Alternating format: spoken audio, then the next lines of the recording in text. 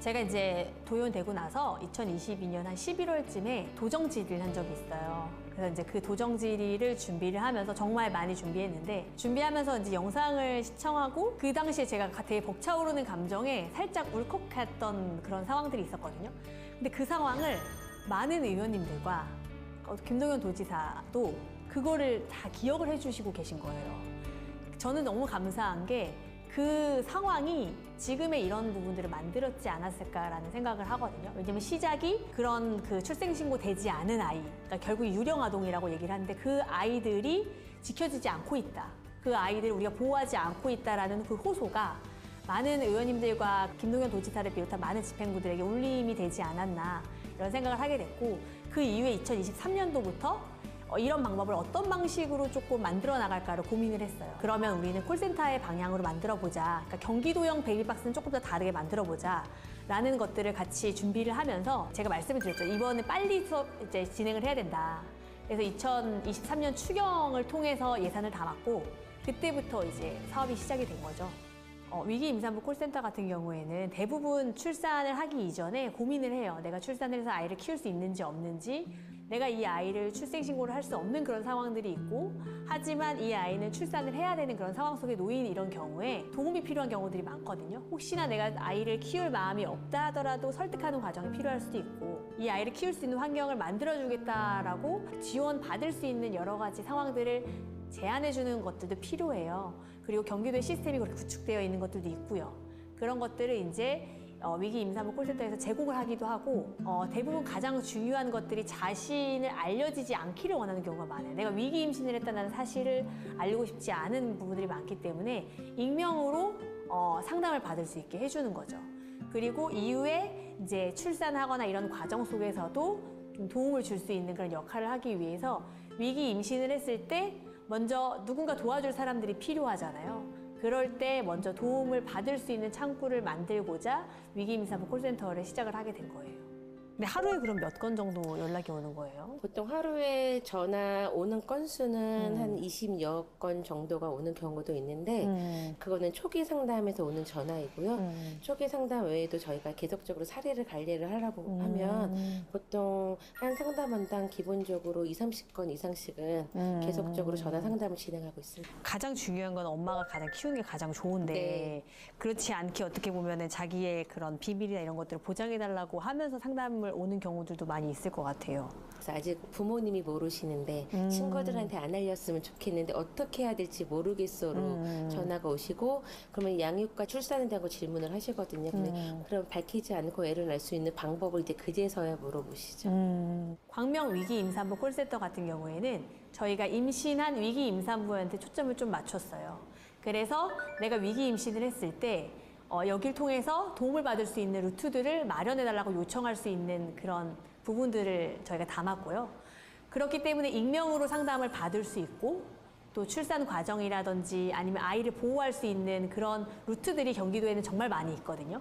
저희가 경기도에는 아동 일시보호소들도 있고 여러 가지 그런 공간들이 있는데, 그런 부분들에 대한 연계와 도움을 줄 수 있는 절차들을 마련한 곳이죠. 출생신고 되지 않으면 확인이 어렵잖아요.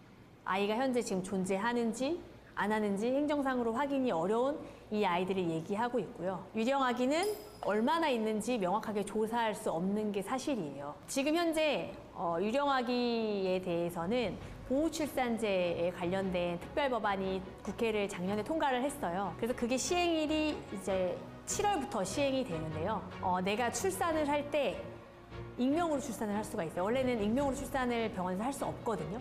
근데 익명으로 출산을 할 수 있고, 근데 익명으로 출산을 해도 출생신고가 바로 될 수 있게 연결을 해주기 때문에, 왜냐면은 그냥 출생신고가 되는 게 아니라 이제는 출생등록제가 같이 시행이 되거든요. 아기를 낳으면 바로 출생신고가 돼요, 이제는.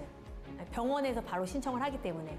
이전에는 출산을 한 부모가 행정기관에 가서 등록을 해야 했는데, 그게 사라지고 병원에서 바로 출생신고를 하기 때문에 아이들은 바로 출생신고가 되고, 그렇기 때문에 아이 입장에서는 내가 태어났다라는 사실이 바로 신고가 되기 때문에 여러 지원을 다 받을 수 있고요. 하지만 그 익명으로 출산을 할 수 있기 때문에 그 위기 임산부 입장에서는 보호받을 수 있는 부분들이 있게 되는 거죠. 그러니까 굳이 병원이 아닌 다른 곳에서 출산할 이유가 없어지게 되는 거죠. 현재 우리나라 유령 아기의 수는 2015년부터 2022년까지 조사한 결과에 따르면 한 2,200여 명 정도라고 보고가 되어졌고요. 그 중에 한 1,040여 명 정도, 한 46% 정도가 베이비박스에서 발견이 대부분 다 됐고, 나머지 아이들은 사망한 경우들도 있었고, 그런 여러 가지 결과들로 저희가 나타난 것으로 확인을 하게 되었습니다. 제가 그 노래를 만들게 된 계기가 그런 영향이 조금 더 있었으면 좋겠다라는 의도가 있었어요. 조금 더 사회적으로 많이 알려져야 된다라고 생각을 했었고, 단지 정치인들이 어떻게 이야기하는 것뿐만 아니라 좀 더 주변에 많은 사회적 이슈가 됐으면 좋겠다는 생각이 있었어요. 이렇게 노래까지 만들게 된 상황들이 생긴 거죠. 이인혜 의원을 통해서 베이비박스 아이들의 실태에 대해서 알게 되었는데요. 그 아이들에게도 가정이 필요하다는 것에 깊이 공감을 했었습니다. 그리고 하나의 정책이 통과되기까지 필요한 것은 관심이겠구나 생각하게 되었고, 아가들에게 꼭 필요한 정책이 만들어지길 바랬어요. 앞에만 살짝 불러볼게요. 한 번도 들어보지 못한 이 노래 생일 축하합니다. 네. 한 번도 들어보지 못한 이 노래 생일 축하합니다.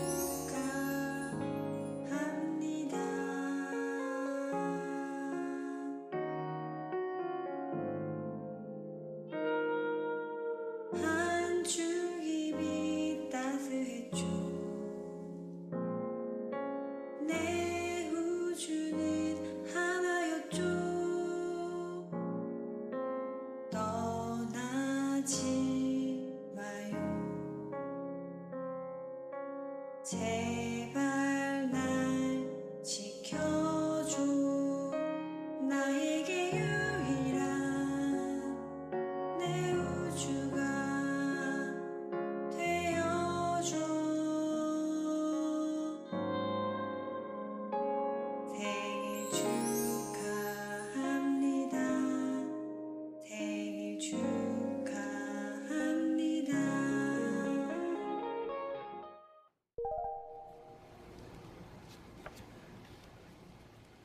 이게 뭔지 아세요?